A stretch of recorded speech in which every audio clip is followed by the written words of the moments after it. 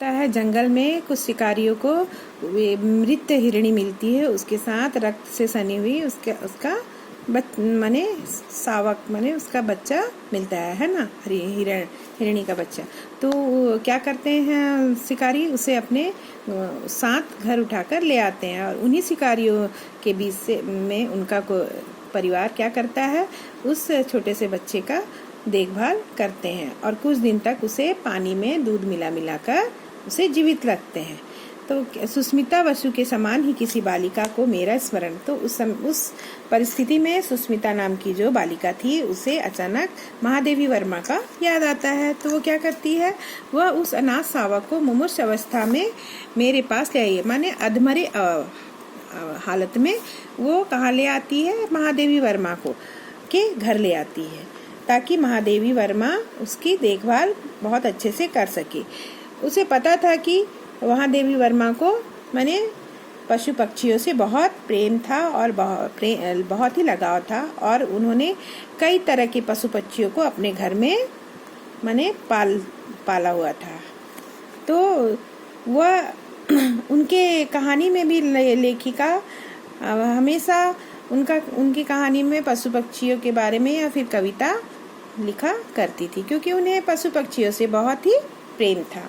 सावक अवांछित तो था ही, उसके बचने की आशा भी धूमिल थी, और ऐसी हालत में था वह सावक माने हिरणी का बच्चा कि वह उसके बचने की बहुत ही कम आशा थी, परंतु उसे मैंने स्वीकार कर लिया। फिर भी उसकी अवस्था देखकर लेखिका को बहुत ही दया आ जाती है और वह माने उस बच्चे को स्वीकार कर लेती है। स्निग्ध सुनहरे रंग के कारण सब उसे सोना कहने लगे, और उसका रंग कैसा था, सुनहरा था, इसलिए उसे सोना के नाम से लोग पुकारने लगे।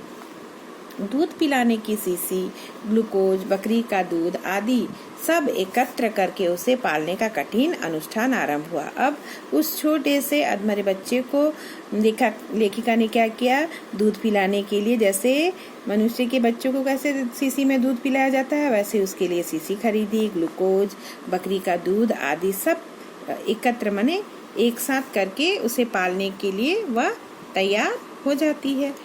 उसका मुख इतना छोटा था कि उसमें शीशी का निप्पल समाता ही नहीं था, और उस माने छोटे से बच्चे का हिरण के बच्चे का मुंह इतना छोटा था कि वह शीशी का निप्पल भी उसके मुंह में नहीं जाता था।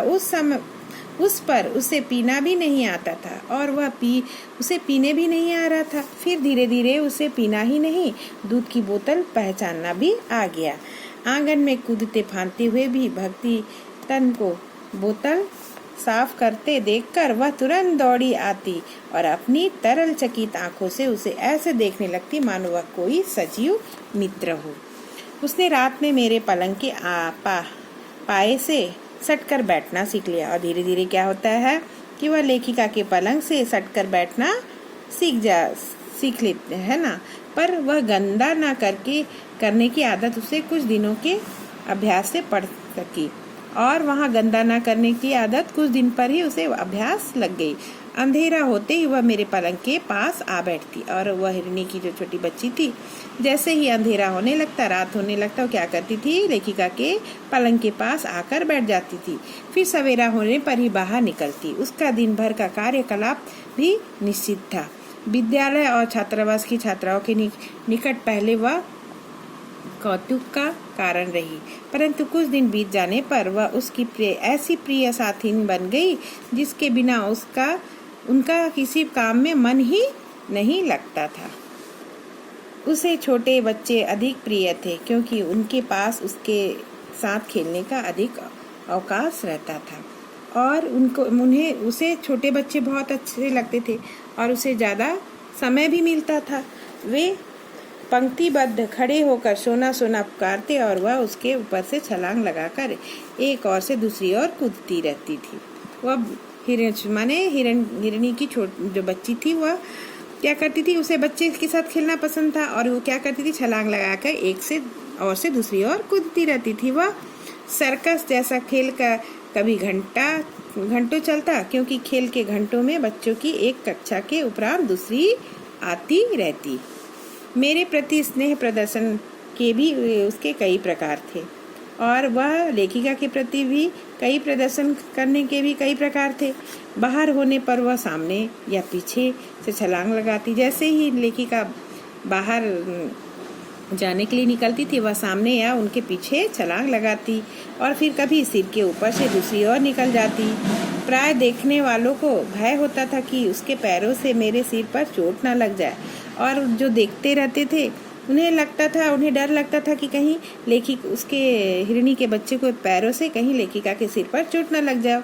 परंतु वह पैरों को इस प्रकार सिकोड़ रहती, मेरे सिर को इतनी ऊंचाई से लांघती थी कि चोट लगने की कोई संभावना ही नहीं रहती थी। और लेखिका कहती है, वह अपने पैरों को ऐसे सिकोड़े रहती जैसे कि मेरे सिर को इतनी ऊंचाई से छलांग लगाती थी कि चोट लगने की कोई संभावना ही नहीं रहती थी। भीतर आने पर वह मेरे पैरों से अपना शरीर रगड़ने लगती, और जैसे ही लेखिका घर के अंदर आती थी, क्या करती थी वह सावक, उनके अपना शरीर रगड़ने लगती। मेरे बैठे रहने पर वह साड़ी का छोर मुंह में भर लेती, और जैसे ही लेखिका बैठती थी, लेखिका के साड़ी के छोर को वह अपने मुंह में भर लेती। कभी पीछे चुपचाप खड़े होकर वो चोटी चबा डालती, कभी वह चुपचाप पीछे खड़े होकर लेखिका की चोटी चबा डालती। डांटने पर वह अपनी बड़ी गोल और चकित आंखों से ऐसे अनिवर्चनीय जिज्ञासा भरकर एकटक देखने लगती कि लेखिका को उसे देखकर, उस सावक को देखकर हिरणी के हंसी आ जाती थी। पशु मनुष्य के निश्चल स्नेह से परिचित रहते हैं, उसकी ऊंची नीची सामाजिक स्थितियों से नहीं।